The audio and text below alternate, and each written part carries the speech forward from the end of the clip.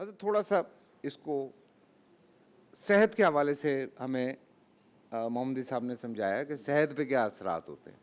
جو لوگ حسد اپنے دل میں رکھتے ہیں، بغض رکھتے ہیں، کینہ رکھتے ہیں، زندگی پہ کیا اثرات ہوتے ہیں ان چیزوں کے. اگر ہم اس کو تھوڑا سا اب سم اپ کرنے کے لیے اس طرف لے کر آتے ہیں تو. بسم اللہ الرحمن الرحیم. دیکھیں، انسان کا جو جسم ہے اور انسان کا جو روح ہے، دو طرح کی بیماریوں کا شکار ہو سکتا ہے. ایک ظاہری جسمانی بیماریاں ہیں انسان کے سامنے کہ مختلف امراض کا ہم شکار ہوتے ہیں کہ جس کی وجہ سے علاج کے لیے ہاسپٹلس کا رخ کرتے ہیں. اسی طرح انسان کی روح بھی جو ہے کبھی کبھی بیماری کا شکار ہو سکتی ہے، اور یہ حسد روح کی بیماری ہے. روح اللہ. کی بیماری ہے کہ انسان کو جب حسد ہو جائے تو ظاہر ہے بیماری کے عالم میں کیا ہوتا ہے، انسان تکالیف اٹھا دیتا ہے. ٹھیک ہے، اس کا جب تک علاج نہیں کرتا وہ تکلیف میں رہتا ہے، مشقت میں رہتا ہے، درد سہتا رہتا ہے. اسی طرح جب تک اس حسد کا علاج نہیں کرے گا اس وقت تک اس کی روح تکلیف میں رہے گی. وہ کسی دوسرے آدمی کو جو ہے نعمتیں ملتے ہوئے وہ دیکھ نہیں سکتا، وہ اس سے برداشت نہیں ہوتا. ٹھیک ہے، تو اس وجہ سے اس کی روح جو ہے وہ تکلیف میں رہے گی. جیسے ابھی بھی جیلانی صاحب نے فرمایا نا کہ انسانی تاریخ کے اندر پہلا قتل اسی حسد کی وجہ سے ہوا ہے. اور جب حسد انسان کے اندر آ جاتا ہے تو پھر اس کے سامنے دنیا تاریک ہو جاتی ہے. جس آدمی سے اسے حسد ہوتا ہے اس کے بعد وہ اس کے خلاف آگے بڑھنے میں ہر طرح کے حدود کو پار کرنا شروع کر دیتا ہے. اور یہاں پر حسد کی کوئی لمیٹیشن بھی نہیں ہے کہ اپنوں سے نہیں ہوگا، غیروں سے صرف ہوگا یا دشمنوں سے صرف ہوگا. کبھی کبھی اپنوں سے بھی ہو سکتا ہے، بہنوں کا دشمنوں آپس سے بھی میں ہو ہو جاتا سکتا ہے. ہے، جی، بھائیوں کا آپس میں ہو جاتا ایک ہے. ہی گھر کے اندر رہنے والے افراد. جی جیسے حضرت یوسف علیہ السلام کے بھائیوں نے جو آپ کے ساتھ جو جی سلوک کیا وہ حسد وہ ہے. حسد کی وجہ سے بالکل کیا. بالکل. وہ حضرت یوسف علیہ السلام سے حسد کر رہے تھے، جس کا نتیجہ کیا ہوا، انہوں نے حضرت یوسف علیہ السلام کے ساتھ یہ کیا. اب یہ جو بیماری ظاہر 30-40 سال کا درمیان میں جو گیپ آ رہا ہے، اب ان 30-40 سال کے دوران یہ جو حضرت یوسف علیہ السلام کے بغیر ہیں تو کیا سکون سے رہے ہوں گے؟ یقیناً ایک اندرونی عذاب کا شکار رہے ہوں گے نا 30-40 سال تک. تو ظاہر ہے وہ اس کا شکار رہے. کبھی کبھی یہ حسد جو ہے انسان کو دین سے بھی باہر نکال کے رکھ دیتا ہے. بہت سارے ایسے افراد ہیں کہ جو دین کی حقانیت کو سمجھنے کے باوجود، اسلام کی حقانیت کو سمجھنے کے باوجود صرف حسد کی وجہ سے ایمان نہیں لا رہے تھے. بالکل. جیسے اہل کتاب کے بارے میں قرآن کریم کے اندر بھی باقاعدہ ہے کہ الذین آتیناہم الکتاب یعرفونہ کما یعرفون ابناءہم. وہ باقاعدہ رسول اکرم صلی اللہ علیہ وسلم کو پہچانتے تھے، اپنے بچوں کی طرح پہچانتے تھے. انسان اپنی اولاد کو پہچاننے میں کوئی اس کو ڈاؤٹ نہیں ہوتا. یہاں تک کہ وہ پیغمبر اکرم کو جانتے، پھر ایمان کیوں نہیں لا رہے کہ یہ بنی اسحاق میں سے نہیں ہے، یہ بنی اسماعیل میں سے ہیں، یعنی اپنے خاندان میں دوسرے خاندان سے ان کا تعلق ہے.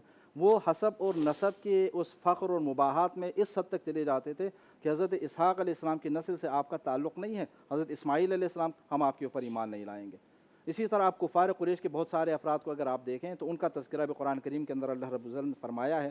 میں ایک آیت آپ کے سامنے پیش کروں جس میں ارشاد ہے کہ وَإِذَا جَاءَتْهُمْ آيَةٌ قَالُوا لَن نُؤْمِنَ حَتَّى نُؤْتَى مِثْلَ مَا أُوتِيَ رسول اللہ.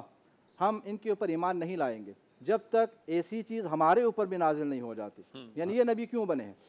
اگر وہی آنی ہی تھی تو وہی ہمارے اوپر آ جاتی. ولید ابن مغیرہ جو یہی کہتا تھا اگر وہی اللہ رب العزت نے نازل فرمانا ہی تھا تو حضور اکرم کے اوپر کیوں نازل فرمایا؟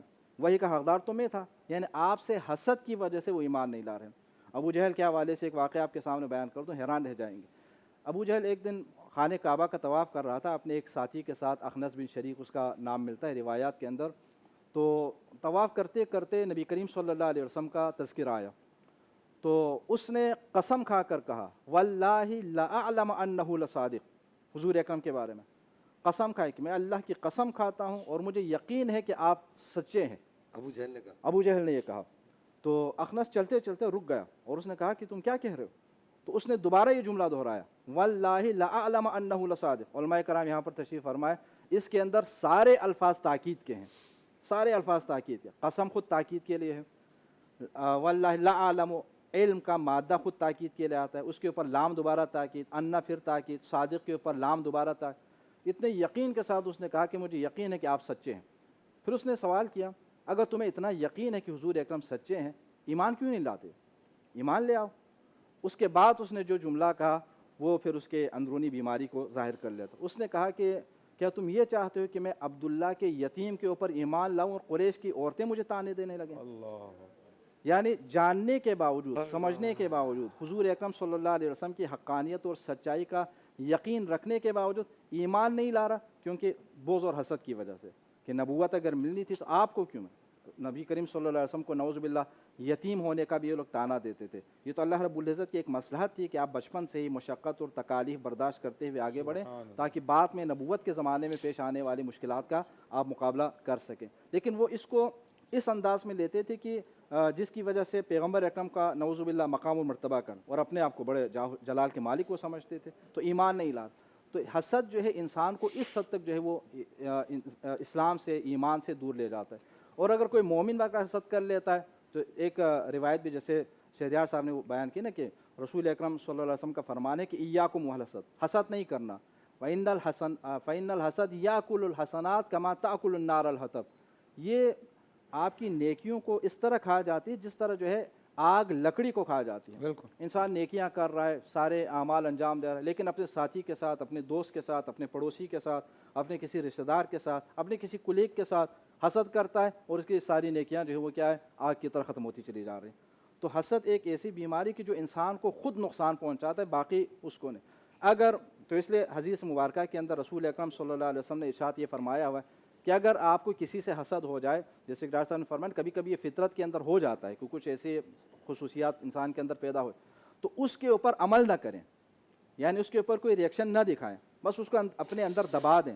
جب دبا دیں گے تو اس کا کوئی گناہ نہیں ہوگا. شیطان اکساتا تو ہے نا اکساتا ہے جواد انسان صاحب. کو. تو میرے خیال سے وہ ایک وقت ہے، وہی وقت ہے جو حضرت بھی فرما رہے تھے کہ وہاں اپنے دیکھیں گناہ بالعزت ہی ہوتا ہے، جی ٹھیک ہے نا، وہیں تو روکنا ہے اپنے آپ کو. یہی تو کام ہے، اسی بس یہی کام ہے. حسد کو اگر ہم روکنا چاہیں تو اس میں یہی ہے کہ اس کے جو برے آثار ہیں، روایات کے اندر یہ کہا گیا کہ ان کے اوپر آپ غور کریں. جی اس کے جو برے آثار ہیں ان کے اوپر غور کریں گے تو حسد سے خیر بچیں گے. ایک آدھا منٹ ہے بس. اگر انسان یہ سمجھ لے کہ اللہ رب العالمین کا فیصلہ بالکل برحق ہے اور اس نے جس کسی کو جس مقام پہ رکھا ہے ٹھیک رکھا ہے، جو ہے اسی کا ہے، تو پھر حسد کا جذبہ پیدا ہی نہیں ہوگا. ختم ہو جائے گا. انسان مطمئن ہوگا، اللہ کی تقسیم پہ راضی ہوگا. علاج اللہم اغفر لنا ولہ، جس سے حسد ہو نا اس کے لیے یہ دعا کر، یا اللہ تو اس کے بھی گناہ معاف کر دے، میرے بھی گناہ معاف. آمین. فلق اور ناس ومن شر حاسد اذا حسد. انتظار.